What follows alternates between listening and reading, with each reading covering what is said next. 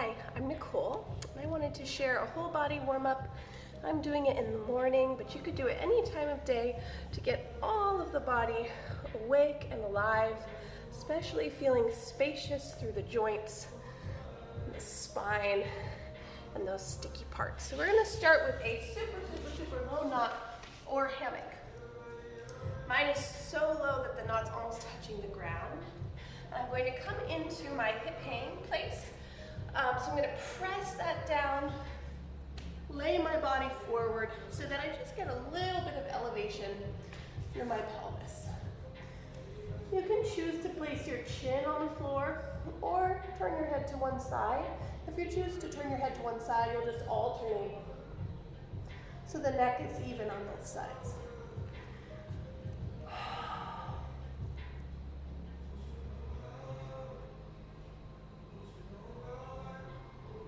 Allow your sternum to sink and your legs to really hang.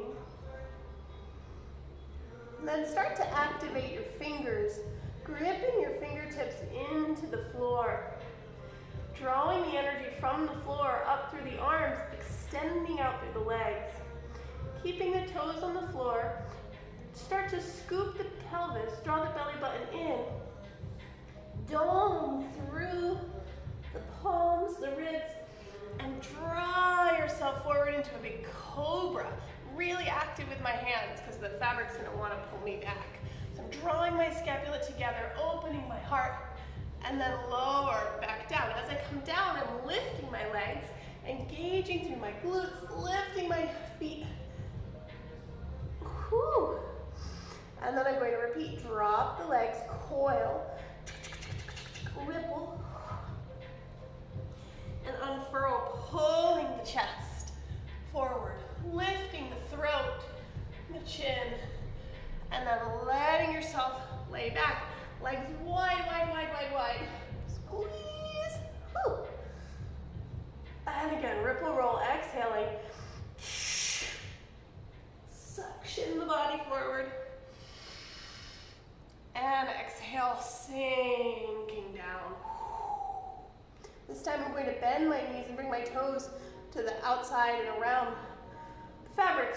I'm going to press my pelvis into the fabric and then start to pull one knee at a time, away from the fabric, foot coming toward my back. Just walking the legs, working the rotators and the glutes. Ooh. One more each side. And then drip the legs down.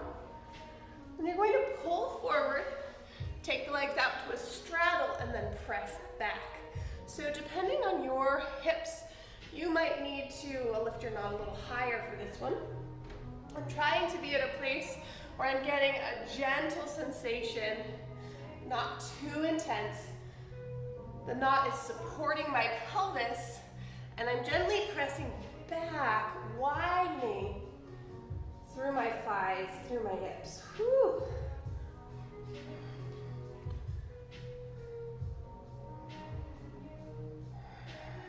Maybe melting, getting a little deeper.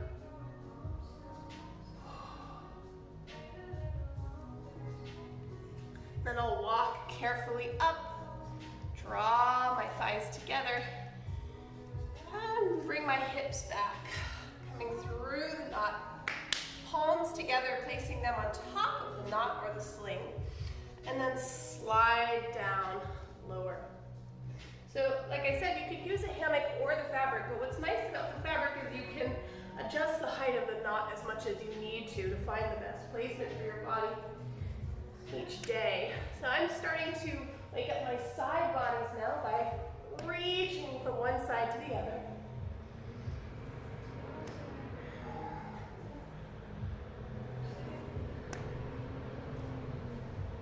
And then I'll pause in the center. I'm pretty active through my arms and pressing my palms together and pressing my pinkies down into the knot. Then I'm going to push down to scoop in, coil, coil, coil, coil. Curl and lift up. Keeping my heavy arms down, floating my sternum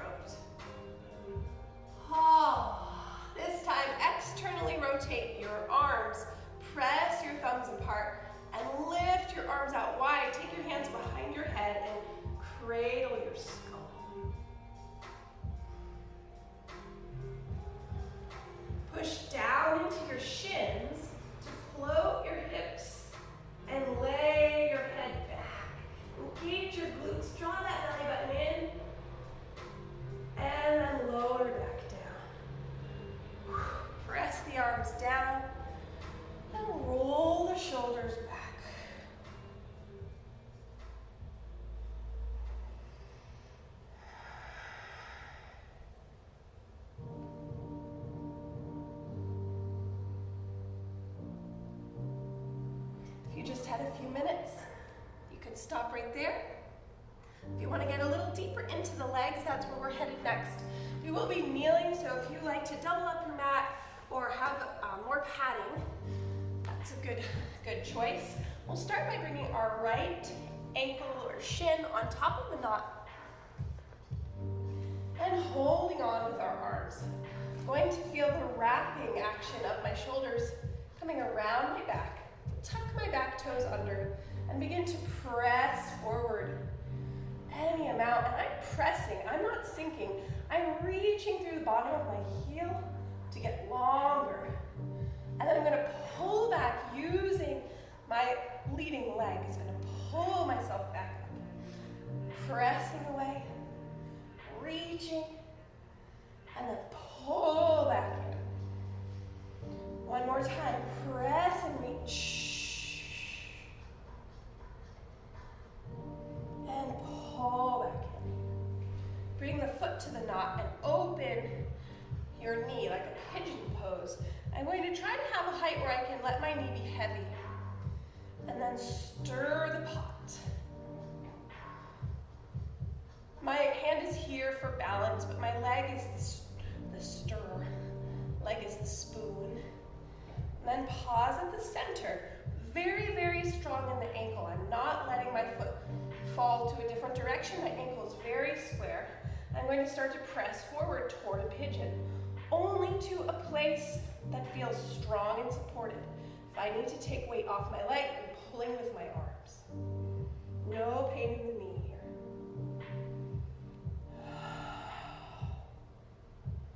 And then back it up. Straighten the leg out. Use your balance of your standing leg. Toes tucked under will help make a kickstand. You're going to find the range of motion of your lifted hip, your high hip. Just wagging the tail of your leg, and then cactus broad in the chest. And release the hands down to the floor. Now maybe going a little deeper toward your split.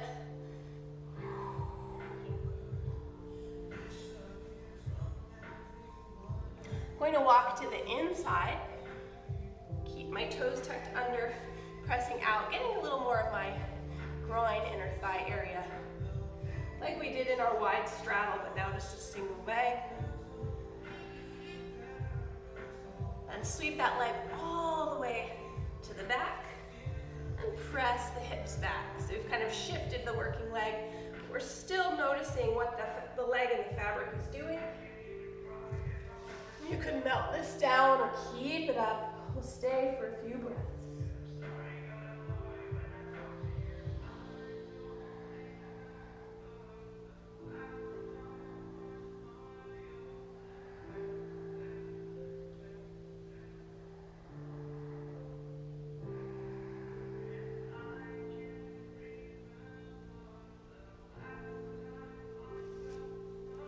When you're ready, walking yourself up, taking one more big breath. And we'll shift back around, coming to the other side. Now it's my left leg that's coming into the loop. Tucking my back, toes under, shoulders wrapping down. Exhaling as I press forward. And then drawing it back in. Exhaling, press forward, woo, drawing it back in. One more time, keeping the abdominals contracted, so we're lifting up out of the legs, and pull it back in. Shift to the foot, so I'm rotating onto the edge of my foot, strong around my knee, strong around my ankle, and stirring the pot, using my hip to do the stirring. My knee could bend a little bit as well.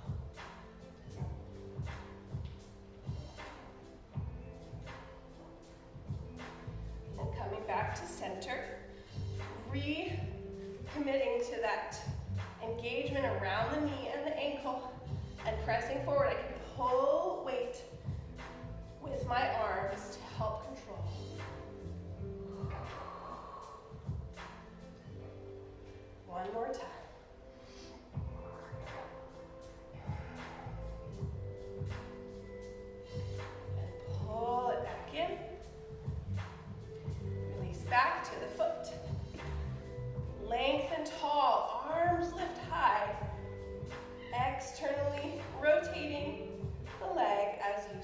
Breathe it out to the side.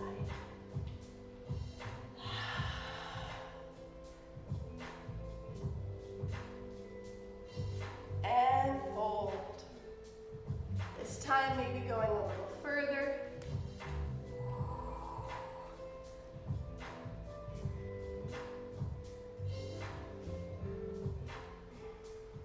We've already warmed up the back leg, so you might feel like you can go a little further on this side, or it just happens to be your more open side today. And then we'll open out to our turned out position, our wide thigh, and press into the groin. Trying to keep length through the spine, especially through the lower back. Woo.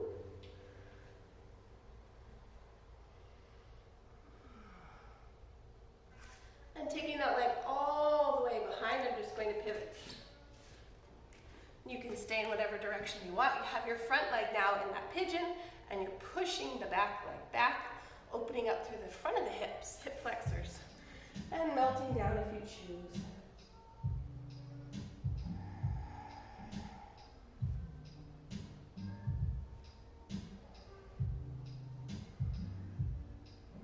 Drawing it back up, sweeping the leg around to the front, and taking it out. We'll end the way we began, back in our hip hang, pressing the fabric down, snuggling your hips over, and resting down. Now this time you can just melt the legs, melt the chest. I'm going to turn my head 3 breaths in one side, 3 breaths to the other side. You may want to sigh or sound with your exhale.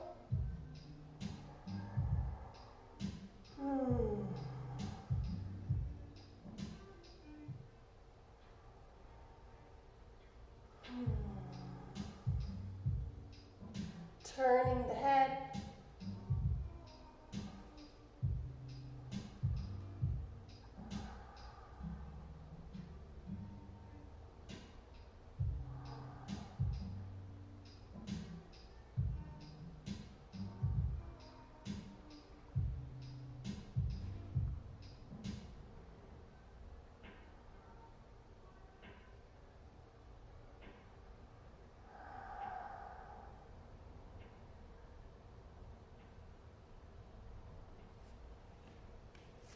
We'll gently flip around to our backs. Let the fabric slide down to the knees.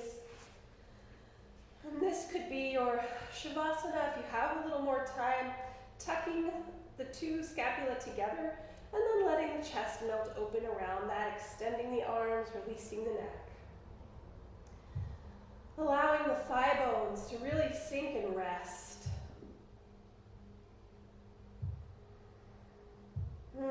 Staying here as long as you'd like.